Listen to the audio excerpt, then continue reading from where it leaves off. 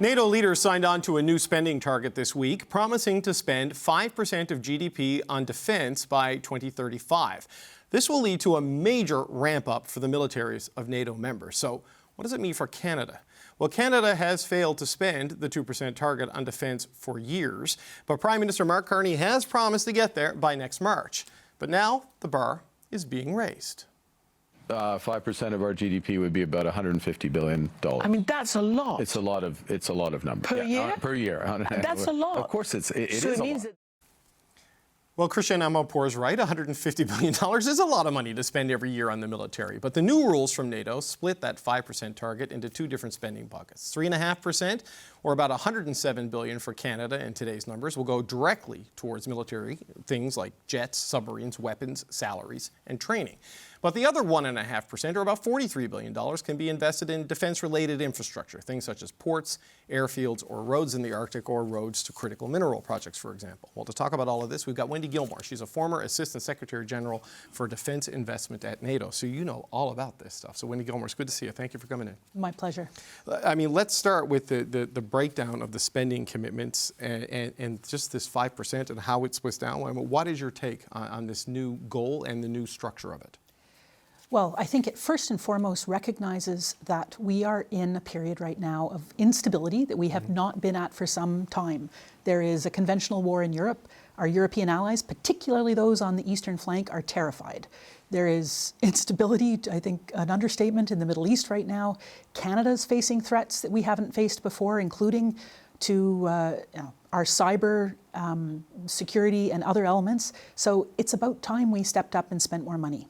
So just talk about the way it breaks down, right? Because you mentioned cyber and these other things. There is going to be a level of national security resilience that will count towards defense spending now in a way that it probably hasn't done in the past. And also even economic security kind of fits into that. How do you see it working?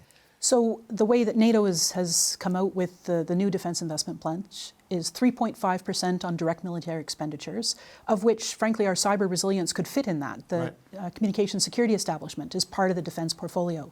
1.5%, as you said, in infrastructure, which can be everything from the logistics hubs in the Arctic to, frankly, a more robust telecommunication system across Canada, national projects. It isn't going to be easy. Our European partners are as nervous as we are, certainly those countries that have been around where Canada is. I remember just seeing recently the Netherlands has said that this is going to be a real challenge, but they also recognize that very few of their bridges would withstand mobility, a tank crossing over them. Right. So this is an opportunity for them to invest in the infrastructure that they need to ensure their own security as well as that of collectively of NATO. Yeah, you've got countries like Germany that are coming from a very low base, obviously, but you talk to diplomats in the Baltics, Poland, and they're like looking at Western Europe and Canada saying, you guys need to wake up a little bit, right? And like they see this as absolutely necessary and mandatory, and they're close to it in a lot of cases. How realistic is it for Canada and the rest of NATO, though? I think the fact that we are moving to 2% in year has meant that Prime Minister Carney was able to go to the NATO summit and stand up proudly and say that Canada is investing for our own reasons, not simply because NATO has told us to. To move to the 100 billion plus number is going to be really challenging. NATO has set a 10-year time horizon to do that. Apparently everything will be revisited in 2029, which also gives us a chance to revisit it in light of what will then be global circumstances. One would hope that the conflict in Ukraine would be settled. I have my doubts. I don't think that Russia is going away anytime soon. So I think if I were to tell Canadians, the most important thing is we're doing this for our own reasons, not just to look good in the eyes of our allies. Well, 2029, it depends on the threat situation. It depends on the president, who it is at that point in time, and how they feel about all of this, because a lot of this is being pushed by the United States, right? And sort of their threats to move away from NATO. I mean, the one thing that was really positive that came out of the NATO summit is that while the declaration was quite short, it was clear that Article 5 remains first, front of mind, not only for the rest of NATO, but also for the United States. The Americans have, for a long time, reality, not just what they believe, have invested more in defense than the rest, proportionally, than the rest of NATO. It is time for the rest of NATO, Canada included, to take control over our own defense needs and not simply rely on a big brother. That being said, it's also important that the U.S. stays in the mix, because the U.S. can bring capabilities that none of the rest of us have.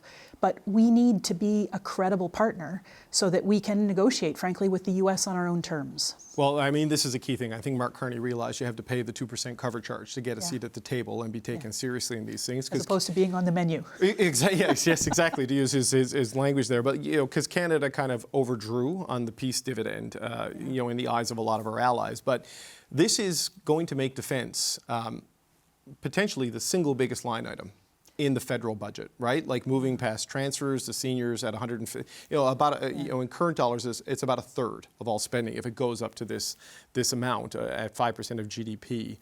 You got to bring the country with you, because even the Prime Minister talked about that it may lead to a conversation about things the federal government can no longer do if this is the path we have to stay on at these levels.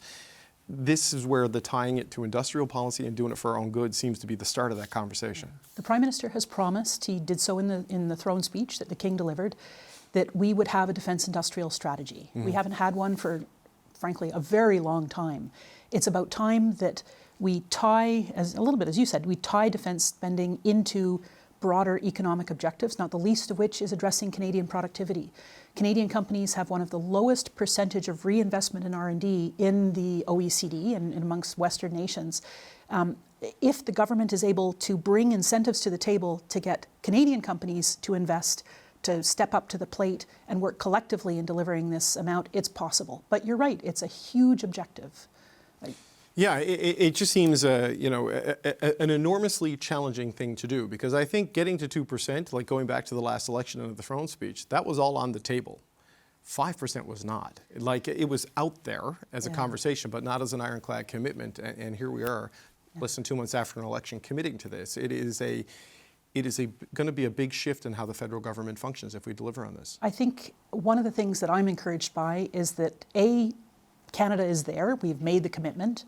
It's 1.5% in infrastructure investments. These are national projects. We already know that the government is signed up to national projects. I'm really encouraged that the necessary legislation has gone through the House. It's now in the Senate that will hopefully deliver these national projects more quickly. That, I think, is all part of the plan. Yeah. It needs a all-party consensus to make this happen. It needs the government to be able to put in place sustained commitments that are not going to sort of ebb and flow with the whims of the political process. And I'd like to think that the Canadian public is getting there, that they understand that this is a need. Yeah, well, they're going to have to get there, have to have the conversation at least, because it seems like a path that we're going to be on, and it is going to be a significant amount of public resources going there. Wendy Gilmour, I appreciate you having the conversation with us. It's going to be something we're going to talk about over the next decade. That's Wendy Gilmour, former Assistant Secretary General for Defence Investment at NATO. Good to have you. Thank you very much.